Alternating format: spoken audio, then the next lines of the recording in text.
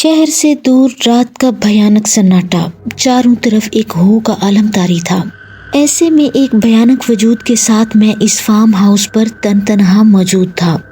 میرے چیخنے کے باوجود کوئی میری مدد کو پہنچنے والا نہ تھا، لیکن مجھے اپنے خدا پر پورا بھروسہ تھا۔ میں دل ہی دل میں اسے یاد کرتے ہوئے ادھر ادھر دیکھ رہا تھا کہ اچانک فضا میں ایک زوردار چیخ گونجی۔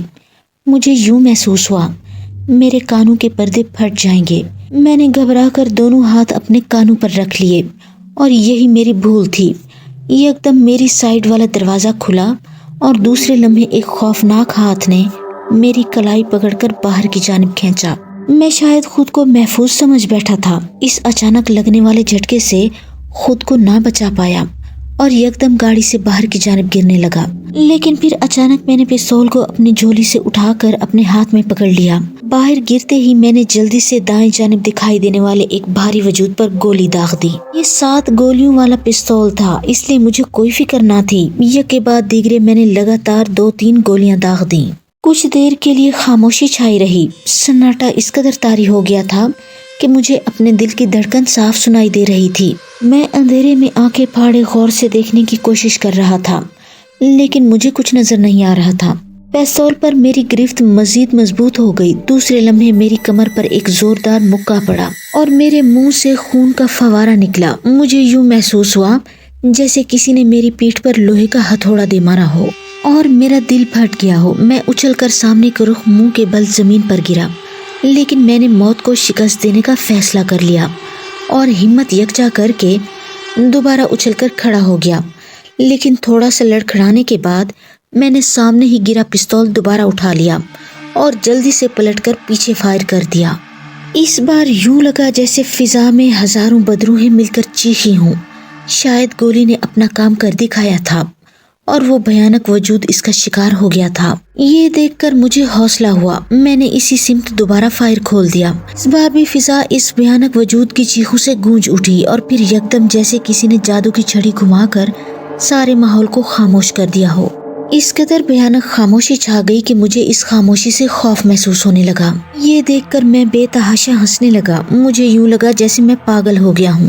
ایک اچھا خاصا سنجیدہ شخص اگر مجھے اس حالت میں دیکھ لیتا تو شاید فوراً پاگل خانے بھجوا دیتا۔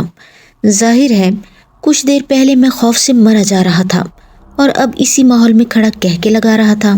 شاید ایسا خود کو اس افریت سے بچ جانے پر خوشی کا اظہار کرنے پر ہو، یا اپنے پیارے دوست ٹامی کی بلا وجہ موت کا سبب ہو۔ یہ اس وقت ملا جلا رجحان تھا۔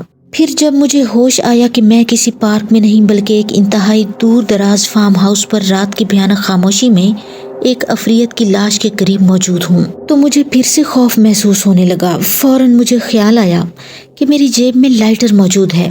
میں نے جلدی سے جیب سے نکالا اور ڈرتے ڈرتے اس کی روشنی سامنے کی رخ ڈالی، اور دوسرے لمحے مجھے چکر سا آ گیا۔ اف میرے خدایا، یہ کیا چیز تھی؟ ایک انتہائی بھیانک اور خوفناک وجود میرے سامنے مردہ حالت میں زمین پر پڑا تھا۔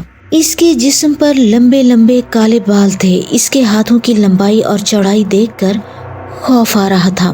اس کے پاؤں کسی بے مانس کی مانند تھے۔ یہ فائر کی گئی 2 گولیاں اس کے سینے میں لگی تھی۔ حالانکہ میں نے اندھیرے میں اندازے سے چلائی تھی، لیکن مجھے اپنا نشانہ درست جگہ پر دیکھ کر بہت حیرت ہوئی۔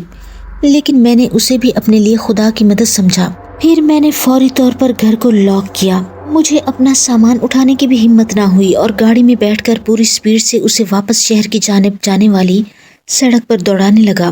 اس ساری کارروائی میں رات کے 12:30 بج چکے تھے، لیکن یوں لگ رہا تھا جیسے وقت رک گیا ہو۔ لیکن اس وقت میری حالت ایک جنون کی سی تھی اور میں اندھا دھند شہر کی جانب جانے والی سڑک پر کار بھگائے چلا جا رہا تھا۔ پوری سپیڈ سے گاڑی دوڑانے سے میں قبل از وقت ہی شہر کے نزدیک پہنچ گیا تھا۔ مسلسل ڈرائیونگ کرنے سے میرے بازو شل ہو گئے تھے۔ کچھ وہاں کی تھکاوٹ بھی تھی، اس لیے میں جلد از جلد اپنے گھر پہنچنا چاہتا تھا۔ بغیر رکے میں گھر پہنچ گیا اور میں نے خدا کا شکر ادا کیا۔ کچھ دنوں کے بعد میں نے ایک ریئل اسٹیٹ ایجنٹ کی مدد سے اپنے اس منحوس فارم کا سودا کر دیا۔ لیکن آج تک یہ بات سمجھ میں نہیں آئی کہ جب میں دوبارہ ریئل اسٹیٹ ایجنٹ کے ساتھ فارم ہاؤس پر پہنچا تو وہاں ایسے کسی وجود کا نام و نشان نہ تھا جسے اس روز میں مردہ حالت میں وہیں چھوڑ آیا تھا۔ لیکن یہ میرے حق میں ہی بہتر تھا، کیونکہ اگر وہ وجود یا اس کا کوئی نشان وہاں موجود رہتا تو میرے لیے یہ منحوس فارم ہاؤس فروخت کرنا مشکل ہی نہیں بلکہ ناممکن ہو جاتا۔ Please like, comment and subscribe the channel Shehzad Khan Horror Stories and thanks for watching.